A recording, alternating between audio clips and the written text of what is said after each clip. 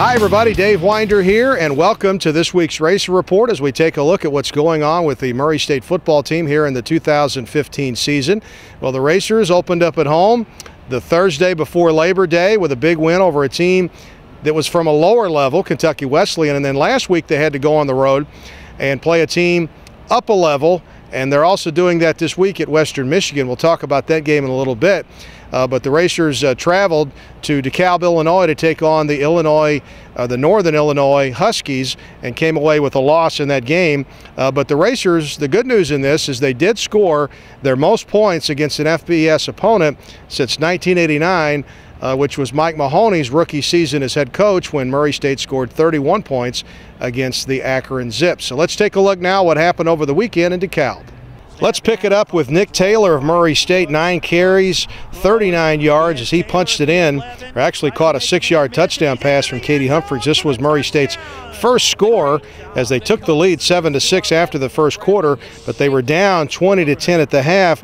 And the turning point happened in the late second quarter when Katie Humphreys led the boys down to the Northern Illinois 4-yard line, but was intercepted in the end zone. So the Racers went into the half down 20-10. And then one big play for the Racers came late in the game. You're going to see Jalen Harrington force the fumble, and it was scooped up by safety Dylan Boone, the hometown kid from Murray, and 60 yards later, he had a touchdown for Murray State. So the final score, 57-26, as the Racers play up a level and show some good things against Northern Illinois. The total yardage was 643 to 373 as the Racers fall 57-26. The offensive punch that the Racers showed and the great defense that they showed as well was very, very good.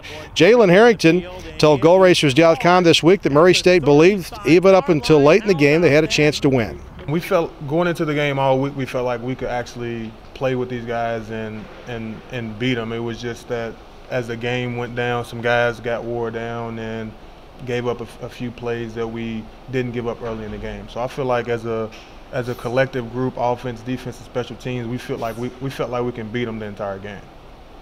Biggest thing I thought last week, I'm not a real big moral victory guy, you know, and I don't think our kids are either. I think they were very disappointed in the outcome of the game, as was I. But with that being said, I was extremely pleased and extremely proud with the effort through 4 quarters of football. That's Jalen Harrington, the great offensive player the Racers had, who has been turned into a guy that's really wreaking havoc on defense. He was one of 3 Racers to get 10 tackles in the game at Northern Illinois. DeQuinton Spraggins and Jonathan Jackson also had double-digit tackles as the Racers dropped it at Northern Illinois. So here we go into the second week of the Racers playing up a level against an FBS team. The Racers up against Western Michigan, the Broncos in Kalamazoo on Saturday. You see that's a 6 p.m. Kick at Waldo Stadium, and you can also, like last week, watch the game on ESPN3.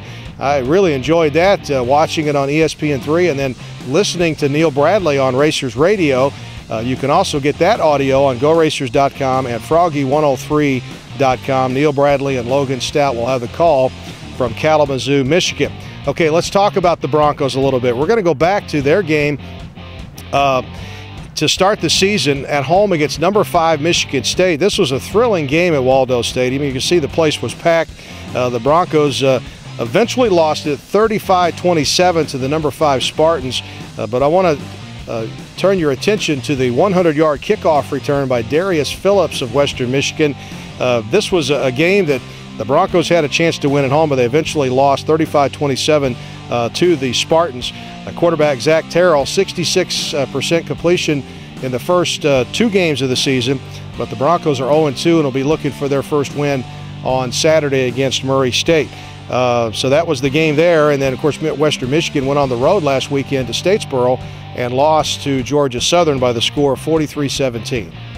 Here's Racer head coach Mitch Stewart on the challenge that awaits the Racers Saturday in Kalamazoo. They're a lot bigger, especially on the back end defensively, than NIU was. You know, Northern Illinois played with some 5'9", 5'10" corners that were real rocked up. Western Michigan, a lot of their guys are 6 foot, 6'1", They got a lot of length. They're very big up front. Their linebackers are very long. They run, they run really well. And, and then offensively, it's, same thing. They're going to try to use those big offensive linemen, and they're going to try to get downhill and pound us a little bit. That's Racers head coach Mitch Stewart, who is the youngest head coach in all of Division I college football. He's obviously, if he's the youngest in Division I, he's also the youngest in FCS football.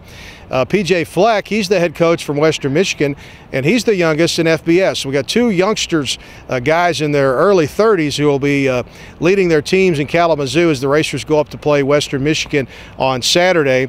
And we'll also have highlights of that one for you right after the game on GoRacers.com. Now, very quickly, a week from Saturday, here's what's happening with the Racers at home on Family Weekend against Tennessee Tech. It's going to be the OVC opener. We've got a 6 o'clock kick here at Roy Stewart Stadium, and it's also going to be carried by the American Sports Network.